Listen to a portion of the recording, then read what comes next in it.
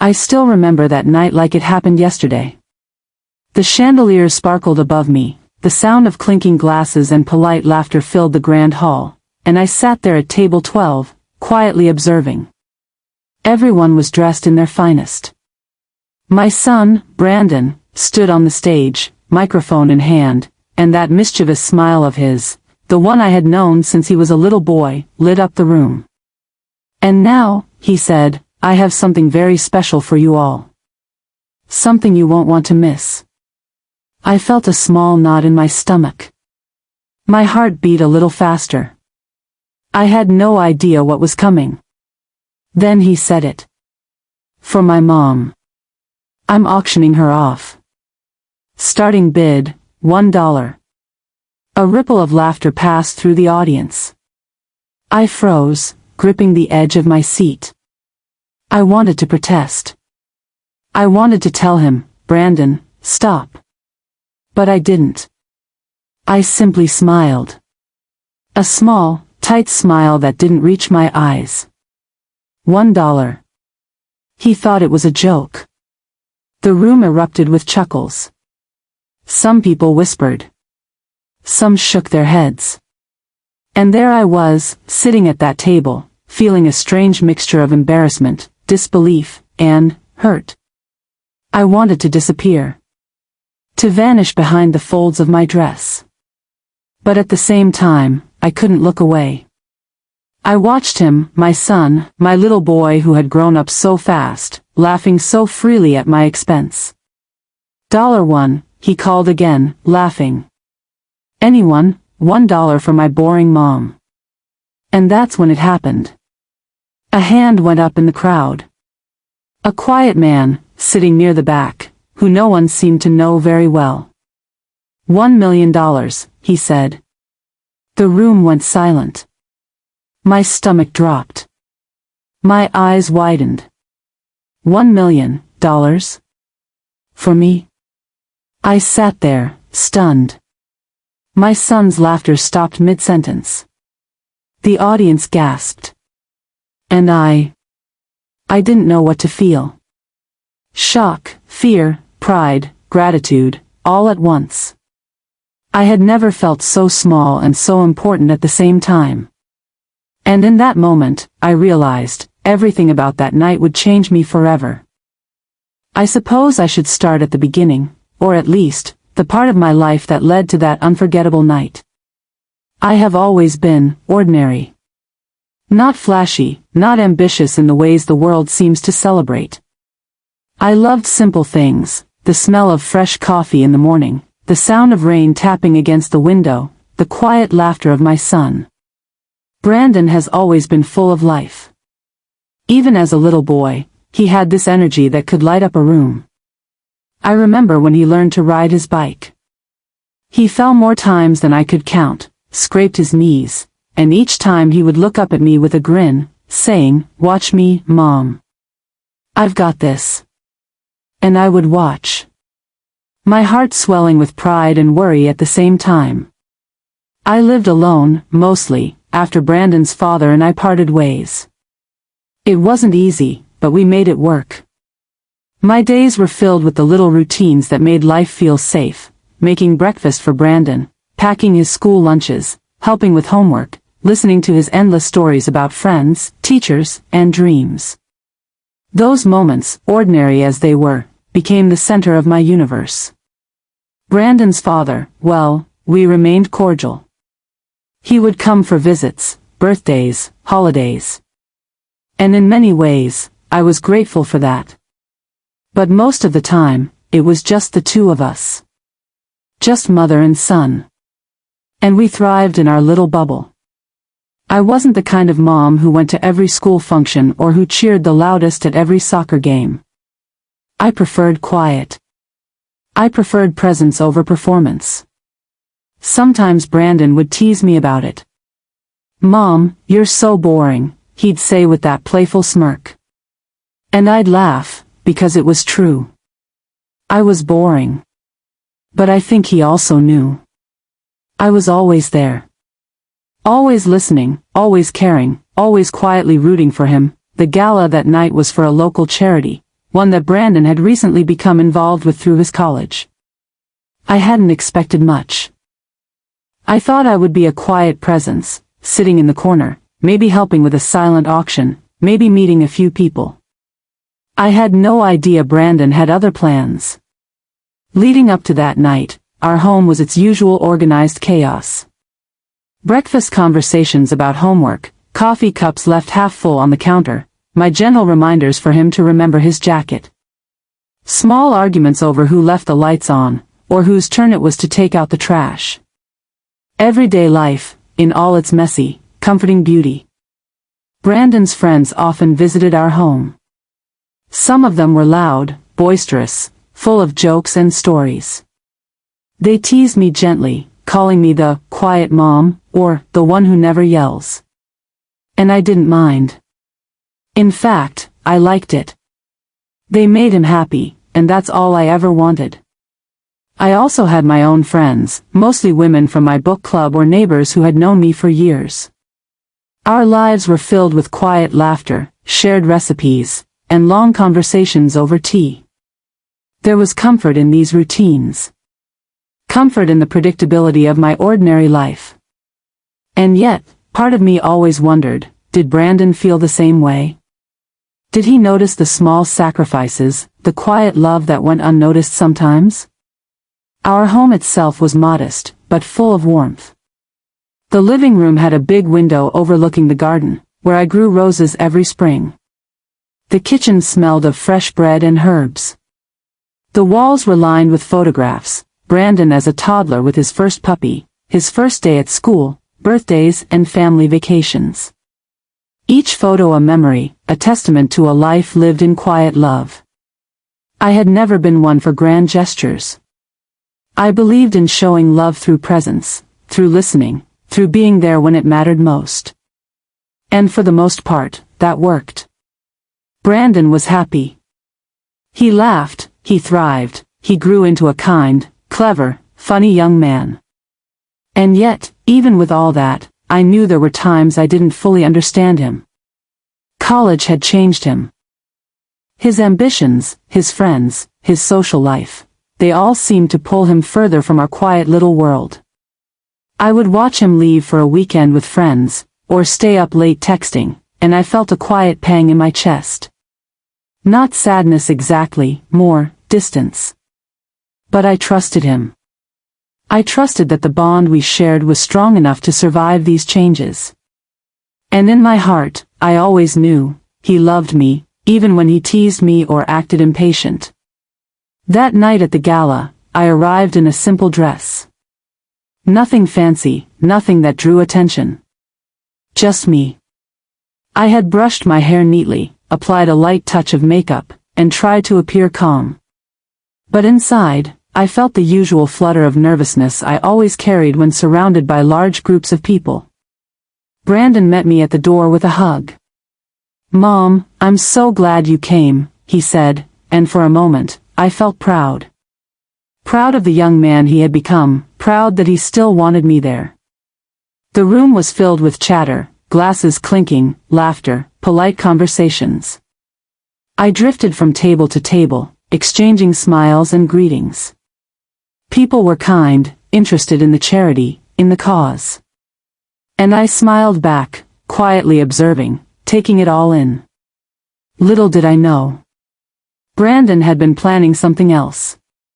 Something that would turn this quiet night into a moment I would never forget. The days leading up to the gala were unusual, in a way I didn't fully notice at first.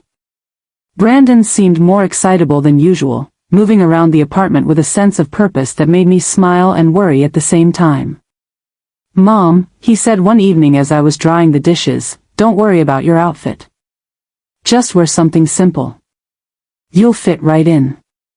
I nodded, smiling politely.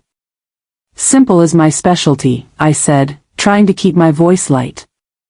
But inside, I felt that familiar flutter of nervousness. Social events were never my forte.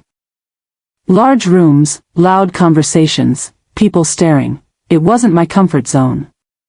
But I wanted to be there for him. I always wanted to be there for him. He laughed softly. Don't worry, Mom. I'll make sure no one notices you're boring. I paused, drying my hands. Boring? I asked, trying to keep my tone neutral. You know, he said, flashing that playful grin. Quiet. Calm. Ordinary. I smiled, but my chest tightened. It wasn't the first time he had teased me like that. Not really. But this time, there was a spark in his eyes, something I didn't quite understand. The next few days were filled with preparations. I watched him on the phone, making calls, arranging the gala, coordinating with friends. He seemed energized, almost giddy. I couldn't help but feel a twinge of curiosity, and a small, nervous suspicion that perhaps I was about to be part of something unusual. On the morning of the gala, I found myself pacing a little as I folded his dress shirt. Brandon, are you sure you don't want me to check the cufflinks? I asked. He laughed. Mom, relax. I've got it all under control. You just be there and smile. I nodded, trying to obey. I wanted to smile, wanted to be supportive, wanted to feel included. But beneath my calm exterior, a subtle unease was settling in. Something about his behavior was different. Playful, yes, but a little mischievous. At the gala itself, the room was alive with chatter and laughter.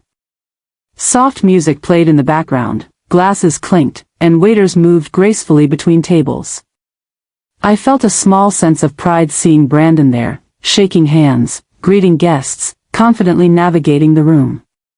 He had grown into such a fine young man. Yet, there was also a part of me that felt invisible. People laughed and talked around me, but no one seemed to notice me much. That was fine, I wasn't there for attention. But I couldn't shake the feeling that Brandon was watching me, studying me. As the evening progressed, I noticed a few small things. A glance from him that lingered just a second too long. A whisper to his friends that made them stifle laughter. The way he moved toward the stage with an exaggerated sense of importance.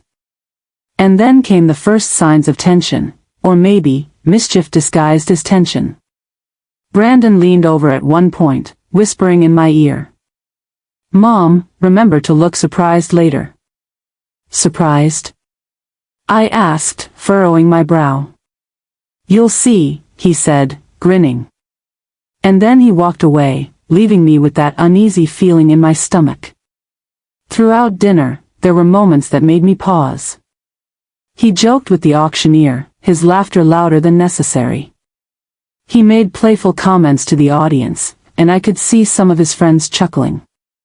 But there were also subtle moments of discomfort, small whispers, sideways glances, raised eyebrows from strangers.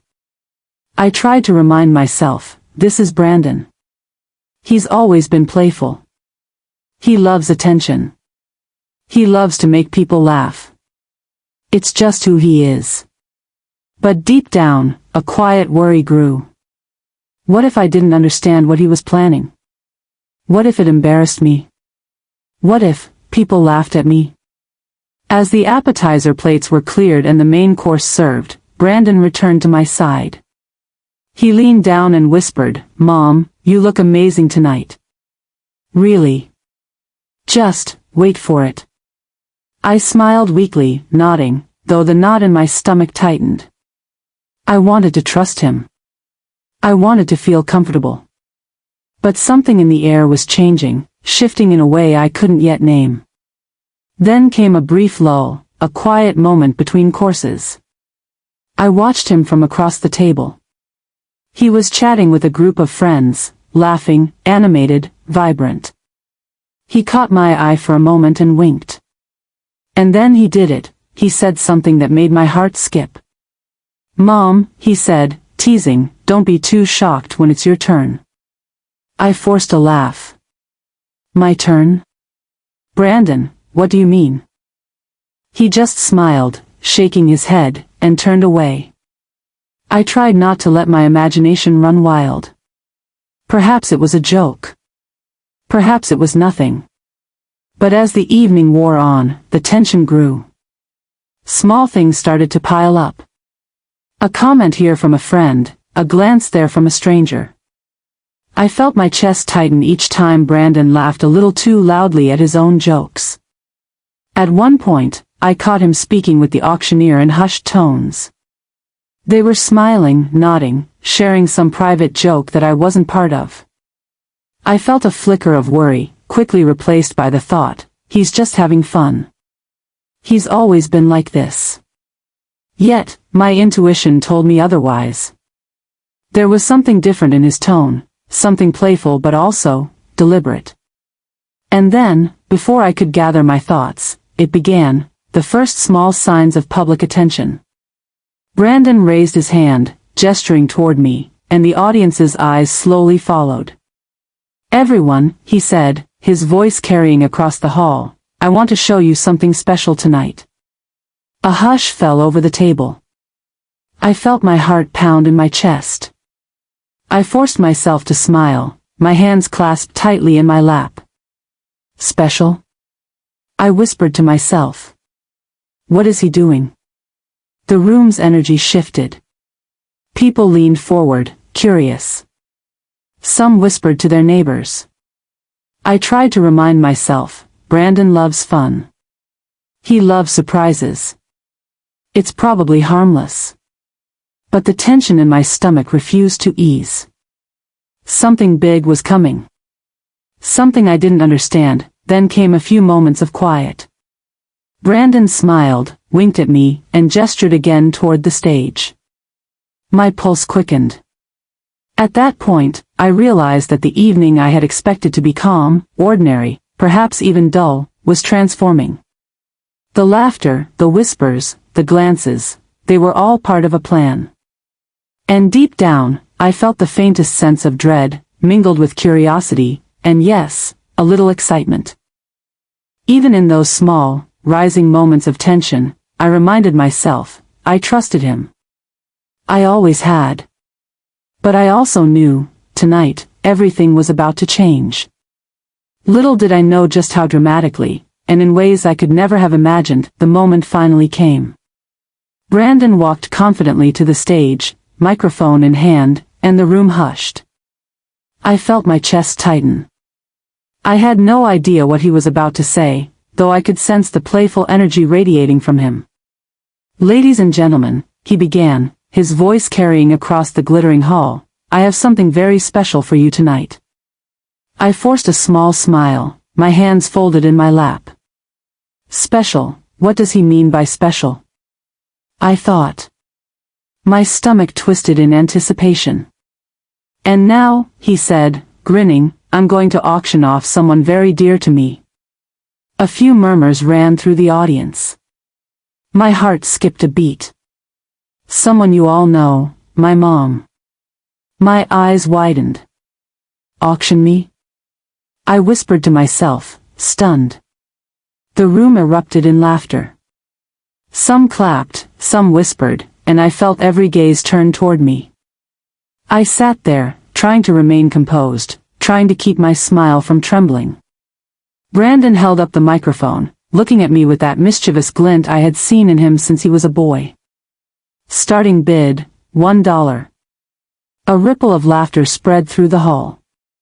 Some people chuckled, some shook their heads, and I felt a small, quiet embarrassment settle in my chest that I wanted to protest, to stand up and say, "Brandon, stop." But I couldn't. I could only sit there, my fingers gripping the edge of my chair, my mind racing. $1, Brandon called again, laughter in his voice. "Who'll give more for my boring mom?" He laughed, the room laughed with him, and I tried to laugh too, but it came out weak, forced. My cheeks burned. A few hands went up. A friend of Brandon's offered $5. Another raised $10. And then $20. The bids climbed slowly, almost teasingly. I could feel every eye on me, every whisper, every small glance. And then, it happened. A hand went up from the back of the room. A man I didn't recognize, quietly sitting in the shadows. His suit was simple, his demeanor calm. $1 million, he said. The room froze. The laughter stopped mid-chuckle. Glasses clinked softly as someone accidentally bumped a tray. I felt my stomach drop. $1 million? For me? Brandon's laughter faltered. He blinked, unable to hide his shock. The auctioneer paused, eyebrows raised. The audience gasped, and a low hum of astonishment rippled through the room. I sat there, stunned, my mind struggling to process what had just happened. $1 million. My son had auctioned me, and someone had paid? I looked at Brandon. His mouth opened, then closed. His confident smile wavered, replaced by something else, surprise, perhaps even a little fear. Did you just bid $1 million? He stammered, turning toward the stranger. The man nodded calmly. Yes, he said simply. For her. She deserves it. My chest tightened. I didn't know whether to cry or laugh. Shock, disbelief, gratitude, embarrassment, all tangled together in a strange knot of emotion. Brandon stepped back, still holding the microphone. He tried to recover his composure, to laugh it off, but his eyes betrayed him. He looked at me, and in that moment, I saw something I hadn't expected, pride. He looked proud that I was valued in this way, proud that someone recognized me, somehow that I wanted to speak. I wanted to say thank you, to explain, to cry, to laugh. But I couldn't find words. All I could do was sit there, overwhelmed by the moment, by the absurdity, by the weight of emotion pressing down on me. I wanted to speak. I wanted to say thank you, to explain, to cry, to laugh. But I couldn't find words. All I could do was sit there, overwhelmed by the moment, by the absurdity, by the weight of emotion pressing down on me. The stranger, who had made this astonishing bid, remained calm and composed. He smiled at me gently, as if offering reassurance. You've given so much to others, he said quietly. Tonight, it's your turn to be recognized.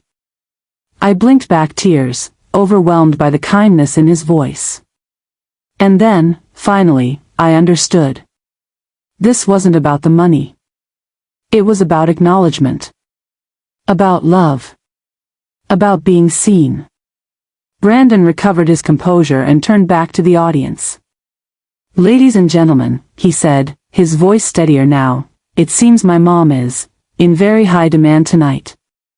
The room laughed softly, but the laughter was warmer now.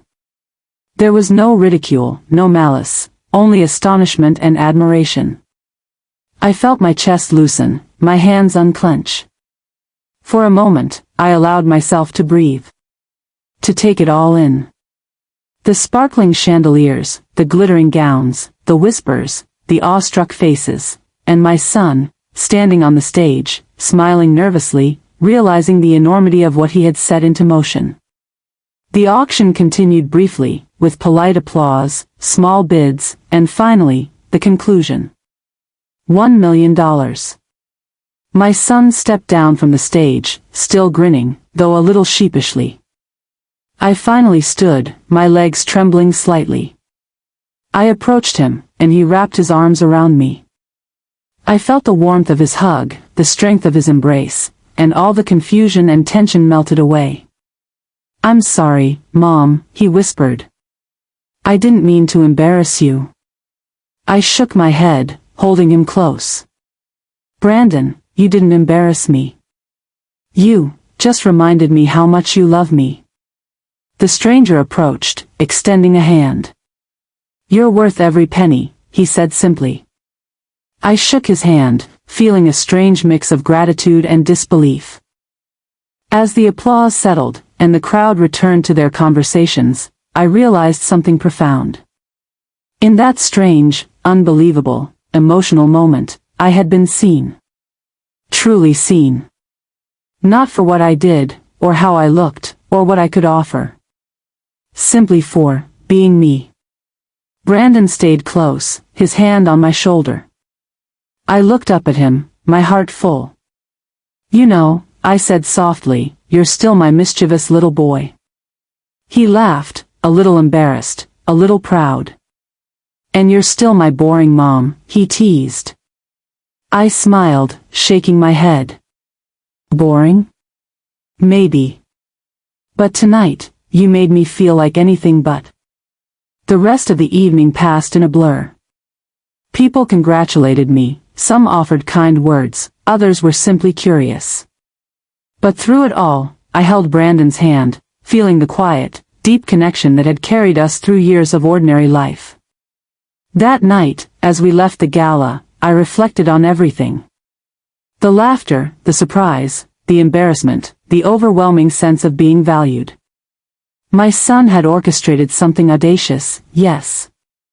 But in doing so, he had given me a gift I could never have imagined, the knowledge that I mattered, deeply, not just to him, but to someone else as well. And in that moment, standing in the cool night air, looking at the city lights, I realized, life has a way of surprising you. Even when you think you are ordinary, unnoticed, or unimportant, the world can shift in ways you never expect. And sometimes, the most unforgettable moments come from the most unexpected places. The night of the gala ended, but the emotions lingered long after the lights had dimmed and the guests had left.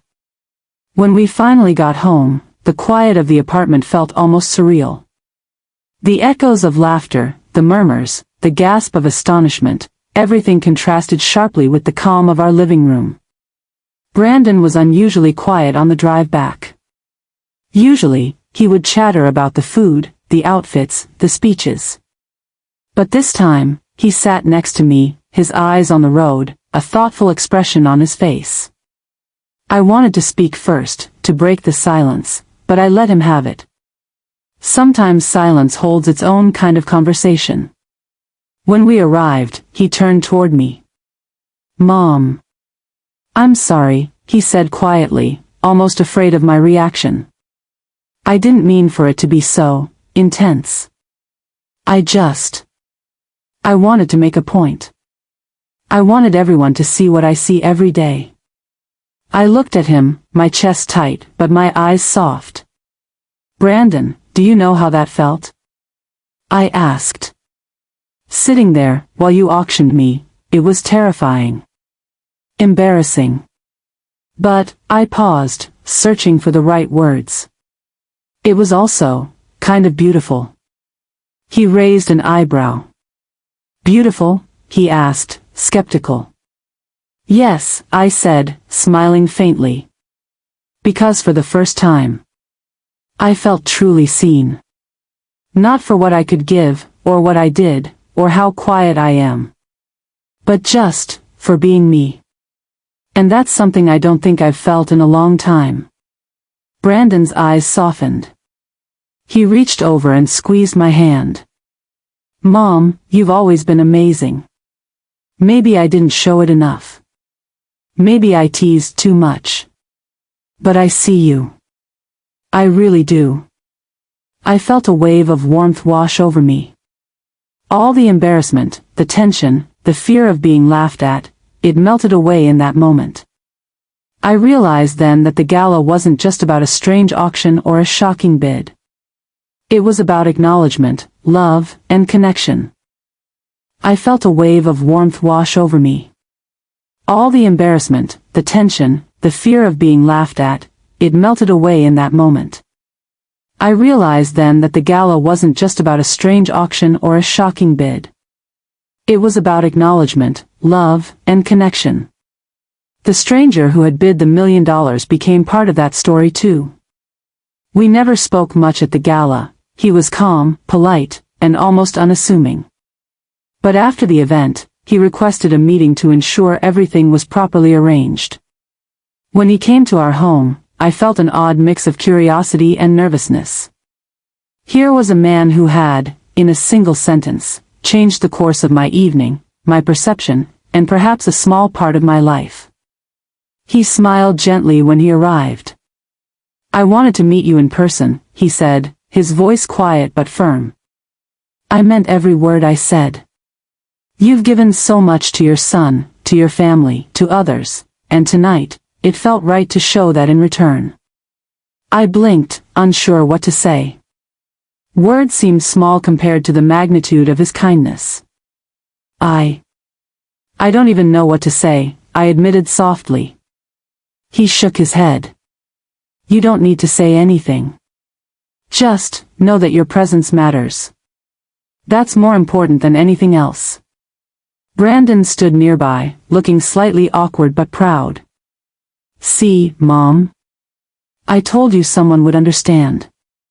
I laughed softly, a tear slipping down my cheek. I understand too, I whispered. And maybe I understand you better now as well. The next few days were a mixture of reflection and gentle conversations.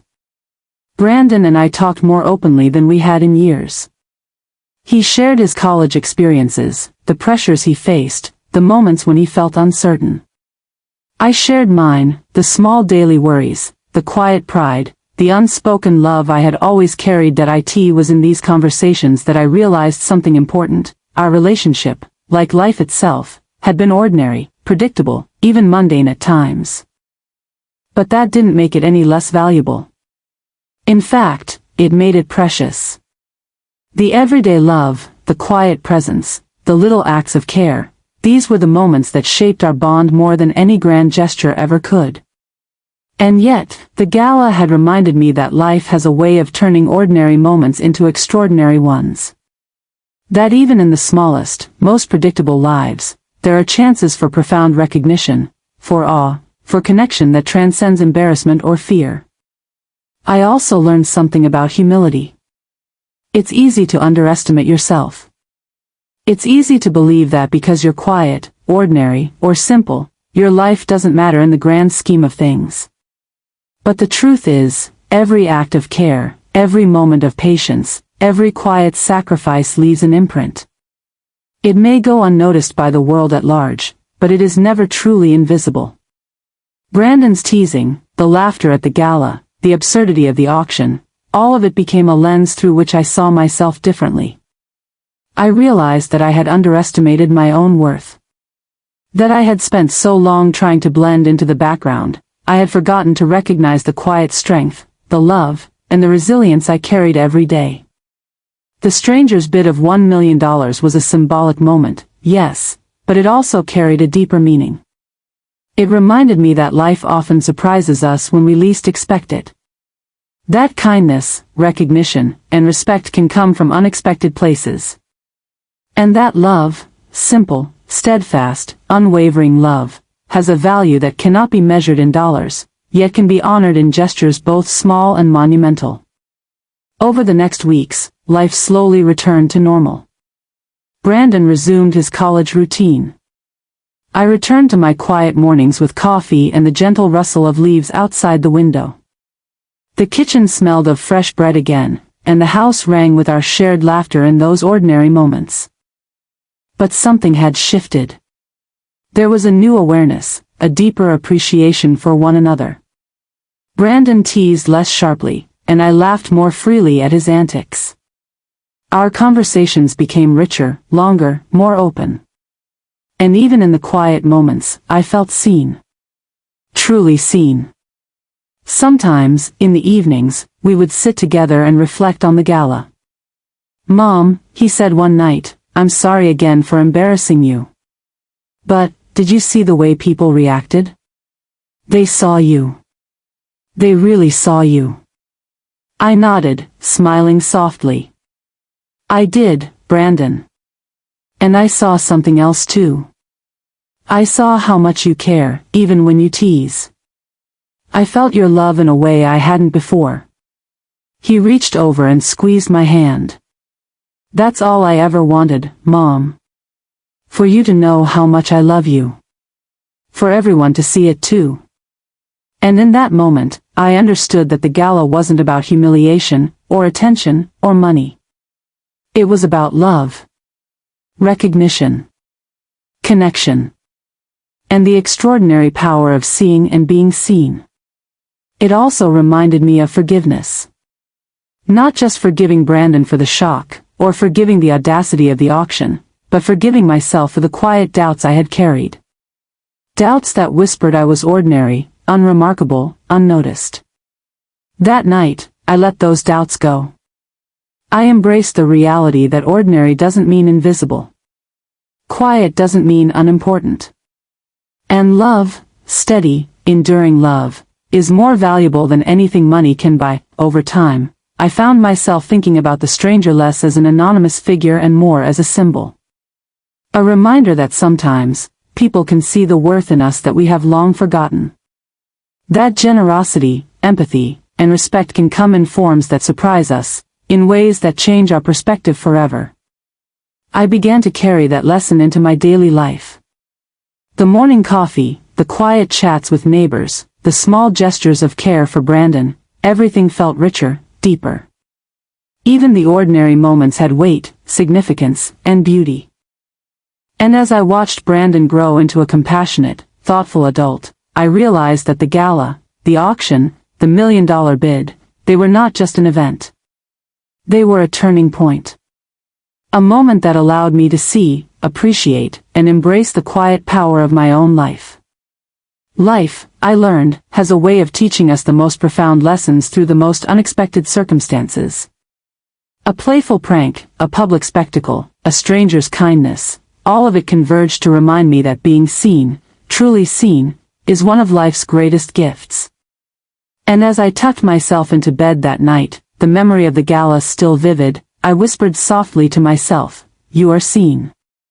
You are valued. You are loved." And for the first time in a long time, I believed it completely. That I and the days after the gala, I often found myself reflecting quietly, sitting by the window with a cup of tea, watching the sunlight dance across the garden. The world seemed ordinary as always, but somehow, it felt fuller, richer, and more meaningful. I realized that life is made up of these ordinary moments. The small routines, the quiet gestures, the laughter shared over breakfast, the hugs at bedtime, these are the moments that truly define us. And yet, sometimes, it takes something extraordinary, something shocking, to make us notice the beauty of the everyday. Brandon and I returned to our routine, but our bond had shifted subtly. There was a new understanding between us. A respect for each other's presence, an acknowledgement of the love that had always existed but had often gone unspoken. He still teased me, of course, in that mischievous way he always has. But now, our laughter carried a warmth I hadn't felt before. I also thought often of the stranger who had bid $1 million. I never saw him again, but his gesture lingered in my heart. It was a reminder that recognition can come from unexpected places. That someone can see value in you, even when you think the world might not. And that realization gave me a quiet confidence, a renewed sense of self-worth. Sometimes I think about that night, about the moment Brandon called out, $1 for my boring mom. I can still feel the mixture of embarrassment, fear, and then shock as the bid climbed, culminating in $1 million. It was absurd. It was overwhelming. And yet, it was transformative. I learned that being ordinary does not mean being unimportant. Being quiet does not mean being unseen. And love, steady, patient, quiet love, is more powerful than any grand gesture or flashy spectacle. That night reminded me of the power of acknowledgement, of being recognized for simply who you are. I also learned to forgive myself, my son, even life itself for the surprises it throws our way. Forgiveness, I realized, is not only about others. It's about letting go of old doubts, fears, and insecurities, and embracing the truth of your own worth. As the weeks passed, I carried that lesson into everything I did. I laughed more freely, I listened more attentively, and I held my son's hand a little tighter when we walked together. I savored the ordinary moments, understanding that they are the foundation of a life well lived. And at night, when the house is quiet and I sit alone with my thoughts, I smile. I remember the chandeliers, the glittering hall, the whispers of the audience, and the calm, steady presence of a stranger who reminded me that I mattered. And I whisper softly to myself, a gentle affirmation. You are seen. You are loved. You are enough. Life will always surprise us. It will throw moments of embarrassment, moments of joy, and moments of quiet revelation into our path. But if we stay open, if we pay attention, and if we allow ourselves to be fully present in the ordinary, we discover the extraordinary hiding within it. And that, I think, is the lesson I will carry with me forever. That love and recognition are not always loud or dramatic. Sometimes, they come quietly, in the gaze of a child, the kindness of a stranger, or the unexpected twist of a single, unforgettable night. So, if you ever feel small, invisible, or ordinary, remember this, your presence matters. Your love matters. And even when life surprises you in ways you could never predict, it has a way of showing you the value of simply being yourself. That night, I learned that my ordinary life was anything but. And I am grateful for every quiet, loving, extraordinary moment that followed.